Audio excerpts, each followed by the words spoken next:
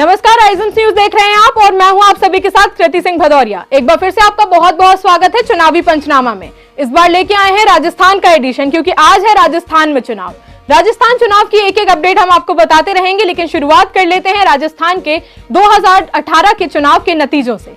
यहाँ आप देख सकते हैं कि वोट प्रतिशत की बात की जाए तो बीजेपी को 39%, कांग्रेस को 39% और अन्य के खाते में 22% वोट गए थे। जब ये वोट प्रतिशत सीटों में तब्दील हुए तो कुछ इस प्रकार नतीजे आए। बीजेपी को 73, कांग्रेस को 100 और अन्य को 27 सीटों पर जीत हासिल हुई थी। यहीं अगर हम बात करें राजस्थान के जातीय समीकरण की, तो ओबीसी के 40%, जिसमें सीएम अशोक गहलोत भी आते हैं, वहीं एससी के 18%, एसटी के 14%, स्वर्ण जाति के 19% और मुस्लिम जाति के 9% लोग हैं। हम बात कर लेते हैं कि किस पार्टी ने कितनी सीटों पर अपने उम्मीदवार उतारे हैं। यहाँ आप देख सकते हैं बीजेपी ने 199 सीटों पर अपने उम्मीदवार उतार दिए हैं। वहीं कांग्रेस की बात करूं तो 198 सीटों पर उन्होंने भी अपने उम्मीदवार उतार दिए हैं। अगर मैं बात करूं बीएसपी की, तो बीएसपी ने 184 सीटों पर अपने उम्मीदवार उतार दिए हैं। अगर आम आदमी पार्टी की बात की जाए तो उन्होंने 58 सीटों पर अपने उम्मीदवार उतार दिए हैं। तो बात कर लेते हैं आगे बढ़ने के साथ में कि जैसा कि बीजेपी हमेशा ये दावा करती है कि वो महिला आरक्षण की बात करती है,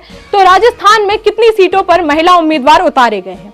यहाँ आप देख सकते हैं बीजेपी ने 20, कांग्रेस ने 28 और आम आदमी पार्टी ने 19 सीटों पर महिला उम्मीदवार उतारे हैं। यही एक रोचक बात आपको बता दें कि बीजेपी ने एक भी मुस्लिम उम्मीदवार राजस्थान के रण में नहीं उतारा है। वहीं अगर बात करूं मैं कांग्रेस की, तो कांग्रेस ने अपने 15 मुस्लिम उम्मीदवार राजस्थान के रण में उतार दिए हैं। इसी के साथ एक ब्रेकिंग न्यूज आ रही है जो हम आपको बता देते हैं कि सीएम अशोक गहलोत ने एक बार फिर से दावा कर दिया है कि वो सत्ता में वापसी करेंगे और इस बार रिवाज बदल कर रहेंगे। इसी के साथ रुक कर लेते हैं मेरे सहयोगी तुषार का, जो इस वक्त राजस्थान में मौजूद हैं। आइए उनसे जानते हैं कि ये जो दल बदल की राजनीति है, इस पर उनका क्या कहना है और राजस्थान में क्या माहौल बना हुआ है। जी तुषार, ओवर टू यू। देखिए कृति, बिल्कुल इस समय राजस्थान में 199 सीटों पर मतदान चल रहा है। एक सीट पर एक प्रत्याशी की मौत के बाद चुनाव टल गया है, यानी कि 200 में से 199 सीटों पर मतदान हो रहा है, जैसे कि आपने भी बताया था। और राजस्थान में ये पहला ऐसा चुनाव है जहां पर कन्फ्यूज़न ही कन्फ्यूज़न है। राजस्थान में कुछ तय ही नहीं है कि किसकी बनेगी सरकार। वही बात हम करें बीजेपी की, तो बीजेपी में भी बगावत हमने देखने को मिली। अगर हम लोग एक बात पर नोटिस गौर करें तो उसमें देखना होगा कि प्रधानमंत्री नरेंद्र मोदी के साथ मंच साझा नहीं किया था वसुंधरा राजे सिंधिया ने रैलियों में।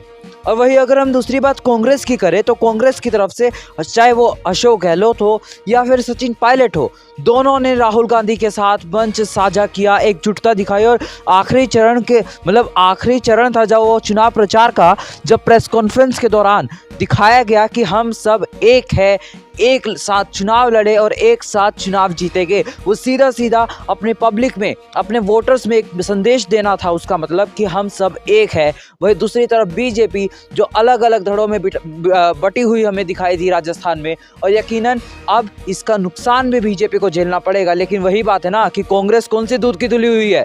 कांग्रेस ने भी पिछले 4 सालों में क्या किया था वो पता है। पिछले 6 महीनों में ही कांग्रेस सरकार ने जो काम किया, उसी के बदौलत गहलोत सरकार चुनावों में उतरी है। अब देखना ये होगा कि आज जनता किसको सपोर्ट करने वाली है।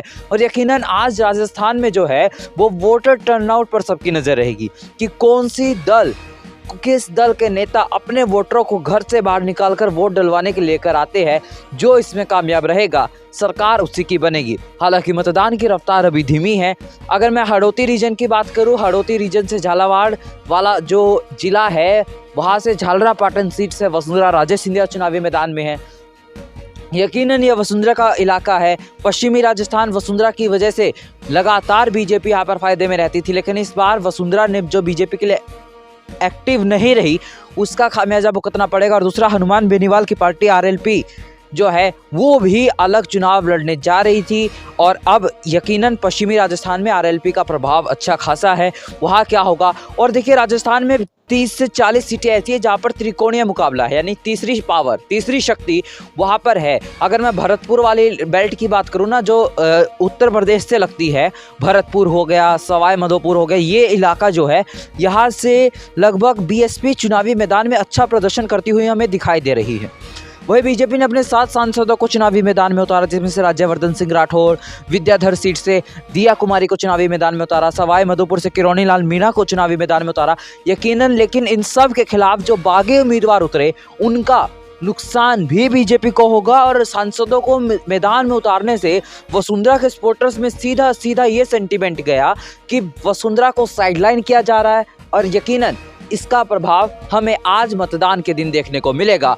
जी कृति, ओवर टू यू। जी तुषार, आपका बहुत बहुत शुक्रिया। आपने हमें बताया कि किस तरीके से वहां पर ये दल बदल की जो राजनीति है उसका असर अभी भी बना हुआ है और वोटिंग के दौरान ये देखने मिला है, लेकिन 3 दिसंबर को और भी अच्छे से देखने मिलेगा जब उस चुनाव के रिजल्ट आएंगे। आइए हम यहाँ पर आपको बता देते हैं, हमने राजस्थान को 6 क्षेत्रों में विभाजित किया है जिससे आपको जानने में आसानी हो कि किस तरीके से चुनाव किए जा रहे हैं।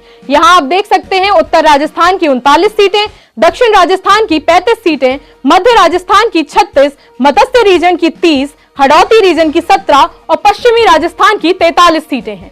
वहीं हम बात करें अगर वीवीआईपी सीटों की, क्योंकि यही वो सीटें हैं जहां से पार्टियों ने अपने बड़े चेहरे दांव पर लगाए हैं। अगर बात करें झालरापाटन सीट की, तो झालरापाटन से बीजेपी से वसुंधरा राजे सिंधिया, टोंक से कांग्रेस से सचिन पायलट, सरदारपुर से कांग्रेस से सीएम अशोक गहलोत को पार्टी ने उम्मीदवार के तौर पर उतार दिया है।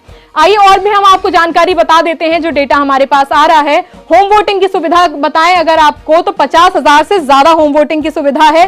कुल मतदान केंद्र की बात करें तो 52,139 मतदान केंद्र बनाए गए हैं राजस्थान चुनाव के लिए। वहीं अगर बात करें कि बागी उम्मीदवार जो पक्के से अपनी पार्टी को नुकसान पहुंचाने के लिए आते हैं, तो राजस्थान के रण में ऐसे 35 बागी उम्मीदवार हैं जो अपनी पार्टी को नुकसान पहुंचाने वाले हैं।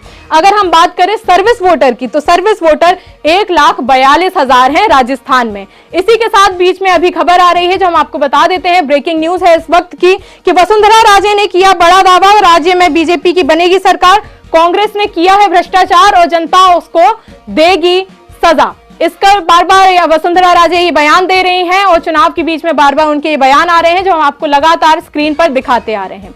इसी के साथ रुक कर लेते हैं मेरी सहयोगी मयूरी पायल का, जो इस वक्त राजस्थान में मौजूद है।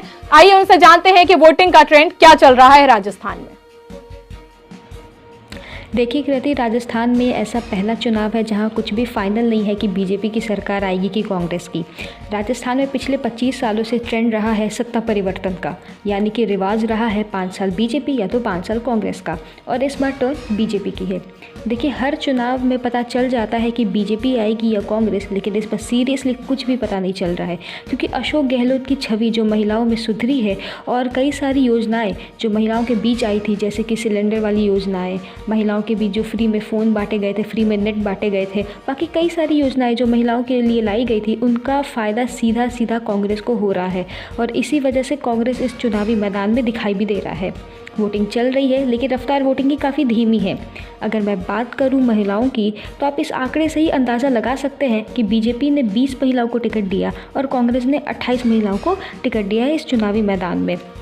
और देखिए कृति, राजस्थान में जातीय समीकरण भी एक बेहद अहम मुद्दा है और राजस्थान में ओबीसी 40% है और जिस समुदाय से सीएम अशोक गहलोत आते हैं वो भी जाट समुदाय है जो कि ओबीसी में ही आता है। यकीनन इस बार राजस्थान का चुनाव बेहद दिलचस्प और अहम होने वाला है और राजस्थान में जो वसुंधरा राजे को नज़रअंदाज किया गया था उसका खामियाजा बीजेपी को भुगतना पड़ सकता है। और पायलट और गहलोत के बीच जो गुटबाजी चल रही थी तकरीबन 1 साल पहले की, उसका खामियाजा भी कांग्रेस को भुगतना पड़ सकता है। अब ये 3 दिसंबर को ही पता चलेगा कि क्या नतीजा आने वाला है। जी मयूरी, आपका बहुत बहुत शुक्रिया हमारे साथ जुड़ने के लिए। जैसा कि मयूरी ने बताया कि इस वक्त राजस्थान में वोटिंग का जो दौर है वो थोड़ा सा धीमी रफ्तार से चल रहा है, लेकिन शाम तक तेज रफ्तार होने के आसार हैं। आइए अब बात कर लेते हैं चुनावी मुद्दों की, क्योंकि कोई भी चुनाव मुद्दों से तय होता है और राजस्थान में मुद्दों की कमी नहीं है। तो आइए आप स्क्रीन पर आपको मैं दिखा देती हूँ कि चुनावी मुद्दे क्या हैं। भ्रष्टाचार, महंगाई, बेरोजगारी, महिला सुरक्षा, सड़क, पानी, दल बदल की राजनीति, मोदी फैक्टर और गहलोत फैक्टर, ये सबसे बड़े मुद्दे हैं जो राजस्थान के चुनाव में बने हुए हैं। इसी के साथ आपको राजस्थान चुनाव की सारी अपडेट मैं देती रहूंगी और क्या रहेगा एग्जिट पोल वो भी देखना मत भूलिएगा, सिर्फ और सिर्फ आइजम्स न्यूज पर 1 दिसंबर शाम 6 बजे से। फिलहाल के लिए इतना ही, मुझे दीजिए इजाजत, जल्द लौटूंगी नई रिपोर्ट के साथ।